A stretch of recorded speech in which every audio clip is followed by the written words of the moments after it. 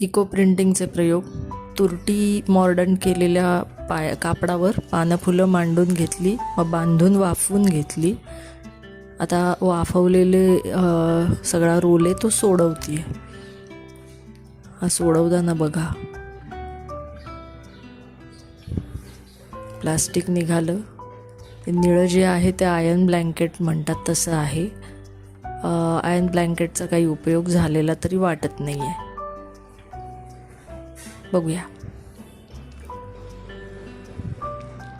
मस्त निलगिरीचा वास मात्र छान येतोय.